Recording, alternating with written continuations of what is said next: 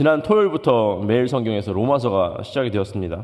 로마서는 이제 바울이 쓴 편지 중에 가장 긴 편지 중에 하나인데, 로마에 언제 생겼는지 모르겠지만 교회가 생겼어요. 그리스도인들이 모여서 교회를 이루었습니다.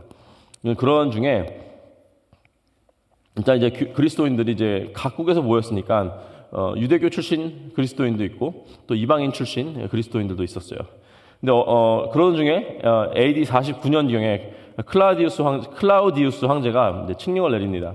로마에 있는 모든 유대인들을 쫓아내라. 예.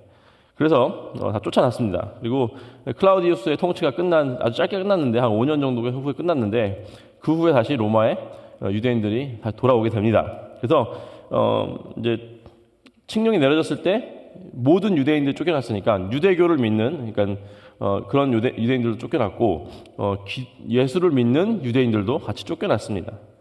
근데 유대교 출신 그리스도인, 그러니까 유대교 출신 크리스찬이 이제 쫓겨났다가 다시 돌아왔는데 같이 신앙생활을 어울려서 하고 있었는데 이제 유대교 출신들이 이제 나갔다가 오니까 그 사람들이 느끼기에는 그 로마 교회가 너무 이방인화가 돼 있는 거예요. 이제 유대인 크리스찬들은 자신들이 어쨌든 평생 지키던 그 유대법을 예수님을 믿고 나서도 철저하게 지키면서 살아갔습니다. 그래가지고 이제 갔다 왔는데 이제 이방인들이 주류가 돼 버리니까 이제 그 유대법을 지키는 크리스찬들은 굉장히 불편한 거예요, 마음이.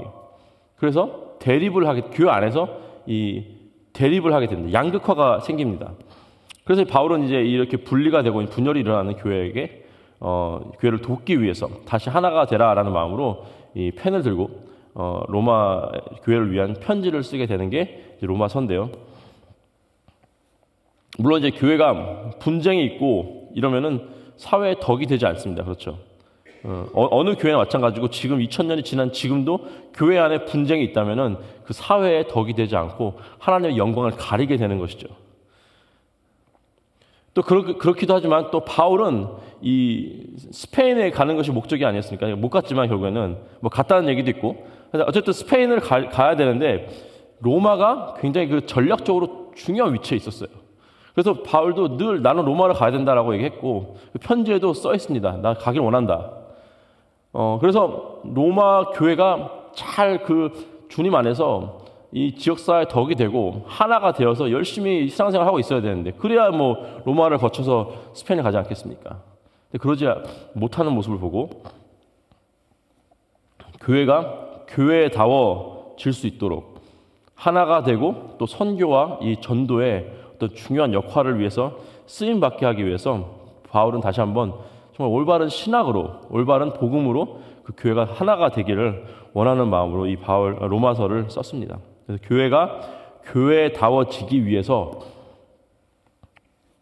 일단 오늘은 없어져야 되는 것들, 교회가 교회다워지기 위해서 없어져야 되는 것들 정리해서 오늘 3가지로 여러분과 나누기 원합니다. 첫 번째는 판단과 정죄가 없어져야 됩니다. 판단과 정죄가 없어져야 된다. 1절 보시면 이렇게 나와 있습니다. 그러므로 남을 판단하는 사람아, 누구를 막론하고 내가 핑계하지 못할 것은 남을 판단하는 것으로 내가 너를 정죄함이니 판단하는 내가 같은 일을 행함이니라. 바울은 2장 1절에 시작을 그러므로라고 합니다. 그러므로. 이 단어는 이제 뭐냐면은 1장에 있는 내용과 2장을 이제 연결하는 접속사입니다. 그래서 1장 마지막을 보면은 바울은 이 세상의 모든 인간들이 얼마나 그 죽어 마땅한 죄인인지를 엄청나게 강조를 해요. 그래서 그 죄의 리스트에 하나라도 안 낀 사람이 없습니다. 그래서 너도 죄인이고 나도 죄인인데 누가 누구를 판단하고 정죄를 하겠습니까? 그렇죠. 하나님 앞에서는 모두가 심판받아야 할 죄인이고 하나님의 은혜와 긍휼 없이는 구원을 받지 못할 존재인데 누가 더 좋고 나쁘고를 구분할 수 있겠습니까? 도토리 키재기라고 하죠. 네. 판단과 정죄를 하는 사람들이 하나님 앞에 이 판단과 정죄를 하는 죄가 하나 더 추가되는 것입니다. 하나님은 이 죄인인 우리를 용서해 주십니다. 그렇죠? 내가 판단하고 정죄하는 그 누군가도 하나님께서 용서하셨고 용서해 주실 거고 사랑하는 하나님의 자녀입니다.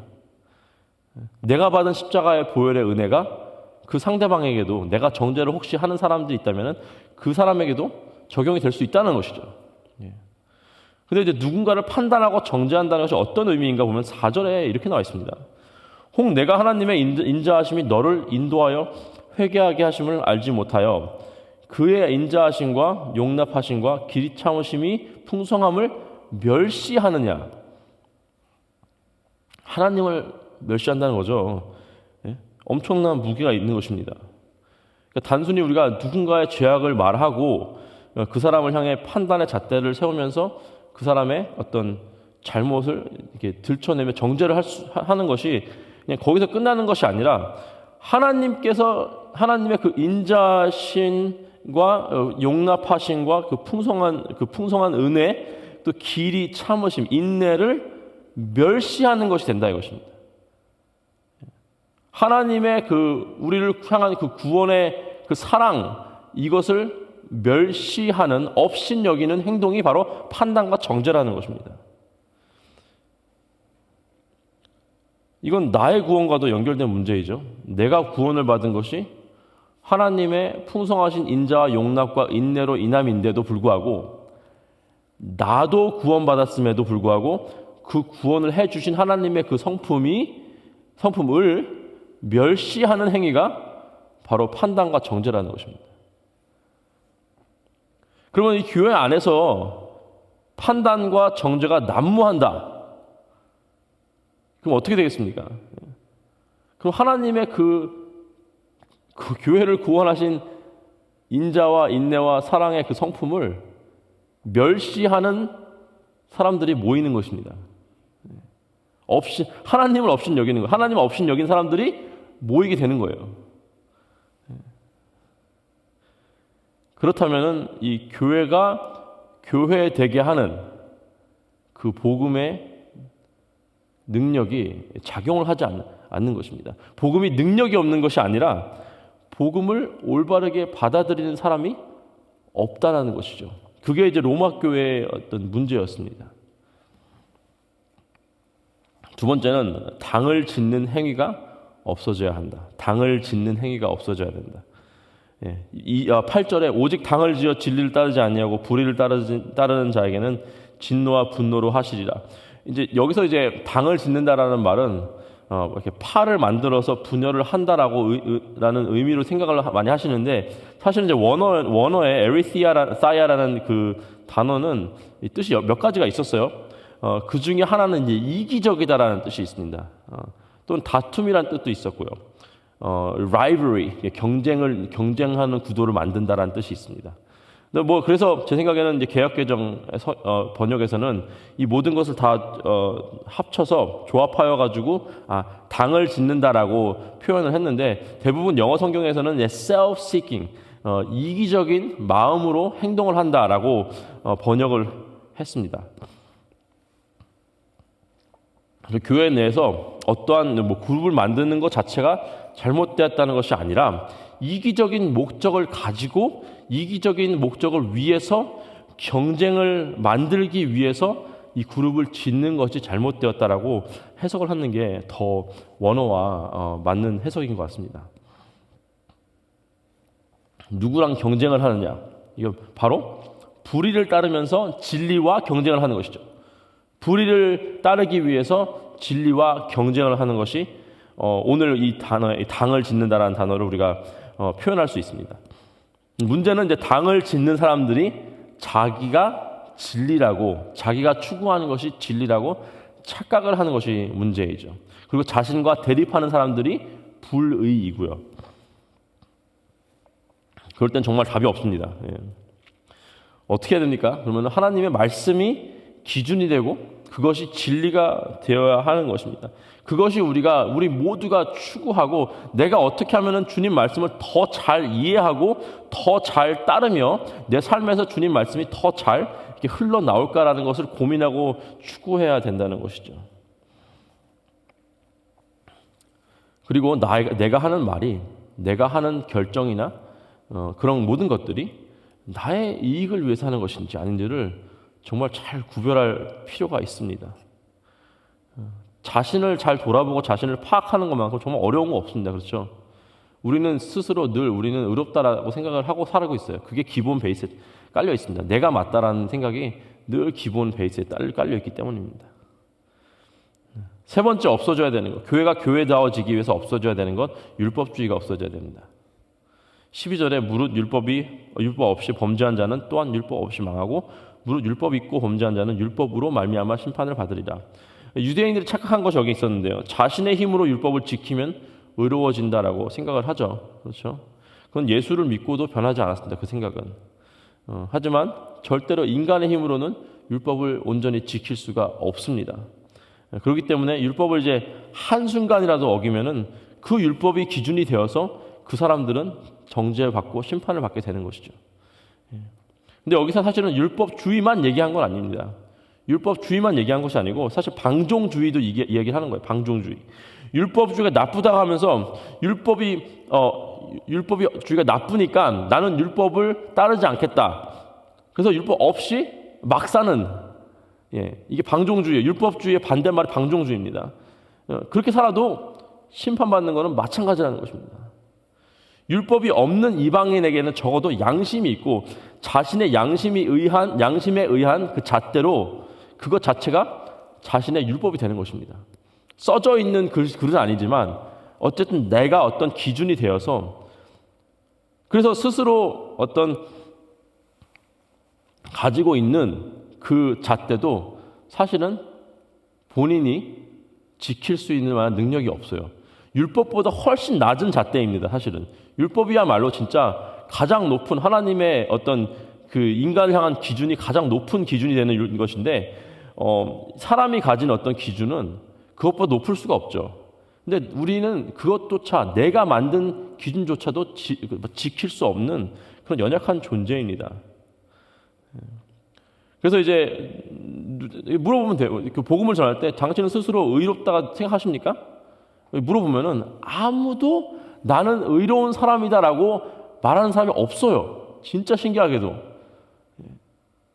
자신이 기준이 되고 내가 이런 기준을 살면은 나는 의롭다라고 생각을 하지만 그 기준조차도 못 따라가는 것이 인간의 연약함인 것입니다.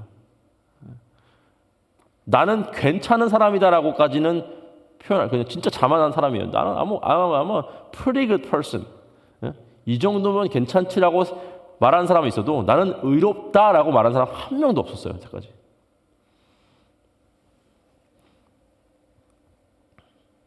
그래서 율법주의나 방종주의나 무슨 주의를 추구할 필요는 없습니다. 만약에 어떤 주의를 추구한다면 복음주의, 복음주의를 추구하면 되죠. 계속해서 이렇게 유대교 출신 크리스찬과 이방인 출신 크리스찬이 이제 대립을 하고 그 대립을 통해서 교회가 분열이 일어난다면은 이 하나님께서 이 복음 전파의 목적을 가지고 세우신 이 교회가 교회의 역할을 못하게 될 것을 우려한 이 바울은 이 편지를 통해서 하나님의 마음을 로마 교회에게 전합니다. 교회가 교회 되려면 없어져야 될 것, 그 교회의 현재 로마 교회 안에 일어나고 있는 것들이 많이 있는데 그 중에 이제 없어져야 되는 것들 세 가지를 오늘 말씀을 통해서 나눠봤습니다. 물론 이제 저희 KCQ가 로마 교회 같지는 않죠. 하지만 만약에 이런 모습이 내 가운데 있거나 아니면 앞으로 이런 일이 일어나지 않도록 우리는 이 로마서 말씀을 잘 기억해야 될 것입니다. 그 판단과 정죄가 교회 안에는 있으면 안 됩니다. 또 나의 유익을 위해서 대립을 하며 당을 지으면 안 됩니다. 그리고 또 어떤 주의, 율법주의, 방종주의 이런 것이 다 없어지고 복음주의, 복음을 위한 말씀주의, 말씀을 위한 삶을 살아야 될 것을 우리가 따라가야 됩니다. 오늘 말씀을 통해서 주님 앞에서 우리가 더 정결해지고 온전해지는 KCQ와 또 우리 한 사람 한 사람 되시기를 주님의 이름으로 축복하고 기도합니다. 기도하시겠습니다. 하나님 감사합니다. 하나님 오늘 말씀을 통해서 우리가 우리 마음을 좀 청소하기 원합니다.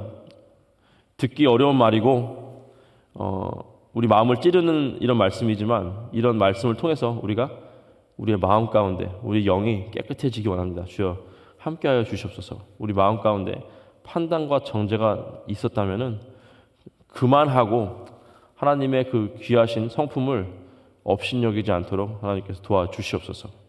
나의 유익을 위해서 이 교회에 있는 것이 아니라 하나님의 그 복음과 또 선교와 이런 것들을 위해서 우리가 하나님 주신 사명을 위해서 우리가 이 자리에 있게 하여 주시옵소서. 어떠한 주의를 따라가는 것이 아니라 말씀만 따라가는 우리 KCQ 되게 수 있도록 하나님 인도하여 주시옵소서. 감사하며 우리 주 예수 그리스도의 이름으로 기도했습니다. 아멘.